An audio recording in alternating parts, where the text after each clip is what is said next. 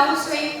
பயங்கரமான ஒரு கடன்ல சொந்தமாக கடை வச்சு பயங்கர கடன்ல எல்லா இடத்துலையும் நான் பதிவு பண்ணுவேன். கண்டிப்பாக இந்த மாதிரி ஒரு இடத்துல பதிவு பண்ணணும்னு நினச்சேன். எனக்கு கண்டிப்பாக இந்த வாய்ப்பு கிடைச்சிருக்கு.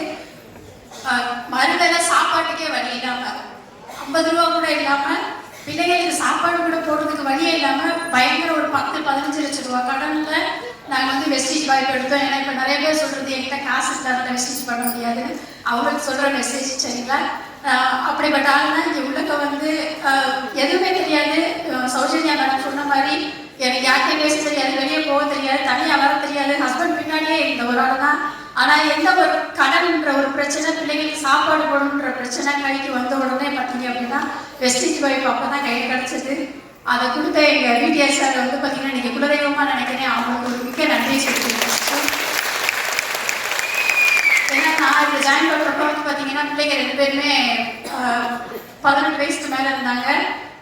அவங்களுக்கு கல்யாணம் பண்ணி கொடுக்கணுன்றது ஒரு முதல் சாப்பாடே போட முடியல. அதுக்கப்புறம் கல்யாணம் பண்ணி கொடுக்கணும்.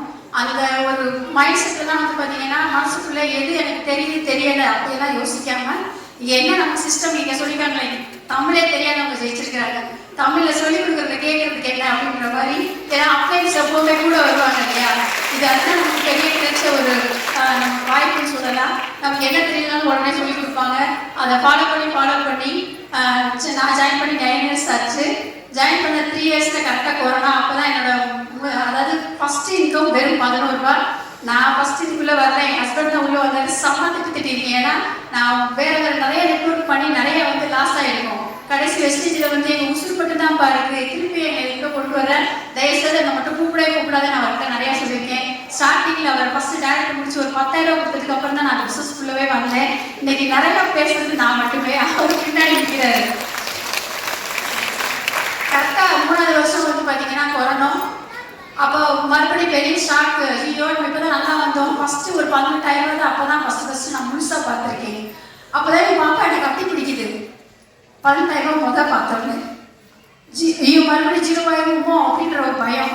அப்போ தான் ஆன்லைன் மீட்டிங் அசோக் சார் பயங்கரமாக கிளாஸ். வீட்டில் வந்து பார்த்தீங்கன்னா குளிக்க கூட மாட்டோம். 7 மணிக்கான ஒரு மீட்டிங், 8 மணிக்கான ஒரு மீட்டிங், அப்புறம் நம்ம சார் ஒரு மீட்டிங், அப்புறம் நம்ம டீமுக்கு ட்ரைனிங். அப்போ வந்து நான் டைமண்ட் டைரக்டர். அந்த கொரோனாவில் தான் என்னோட இன்கம் 40, 50, 70 ஆகி ஹையஸ்ட் இன்கம் 1,60,000 வந்தது. ஒரு சாதாரண பொண்ணால இப்போ தூரத்துக்கு வர முடியும் அப்படின்னா கண்டிப்பாக அது வெஸ்டேஜ் தவிர வேறு எதுவுமே இல்லை. அது போக நமக்கு கிடைச்ச லீடர்ஸ். இது எனக்கு ஒரு பெரிய இடத்துல சொல்லணும்னு ரொம்ப ஆசை. இன்னைக்கு மதுரையிலேருந்து கிளம்பும் போது கூட என்ன சொன்னாங்க, இவ்வளோ பெரிய மழை பெய்யுது, அங்கே போய் என்ன பண்ணிட போகிறேன், அங்கே தான் பீச்சில் இருந்தால் மழையை நம்ம மதுரைக்கு இங்கே வந்திருக்கு, நீலாம் போகாதுன்னு சொல்லிட்டு என்னை ரொம்ப டார்ச்சர் பண்ணாங்க எல்லாரும் சேர்ந்து. இதனால நிறைய பேர் கூட வரல. இன்னைக்கு இதை வந்து பார்த்தாங்கன்னா பெருசாக பொறாமப்பட்டு நல்லா பிஸ்னஸ் பண்ணுவாங்கன்னு நினைக்கிறேன். பேசுகிற வாய்ப்பு முதல் கௌதபாடி சார் எனக்கு வந்து ரொம்ப பேசணும்னு ஆசைன்னா என்னோட லைஃப் வந்து 0ல முடிஞ்சது. குழந்தைக்கு கல்யாணம் பண்ண முடியாது அப்படின்றது இன்னைக்கு வந்து அவங்க காலை எடுத்து பேசுகிறேன்.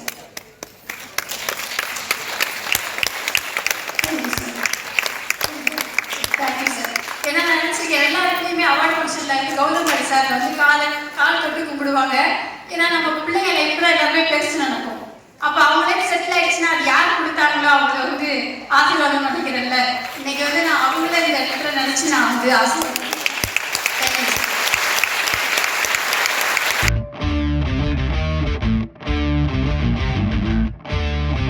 वो शक्ति है, वो शक्ति है, वो शक्ति है, वो शक्ति है, वो शक्ति है, वो शक्ति है, वो शक्ति है। कभी कभी वो शक्ति है, कभी कभी वो भक्ति है। ना झुकती है, ना रुकती है, ना थमती है, ना थकती है। ना झुकती है, ना रुकती है, ना थमती है, ना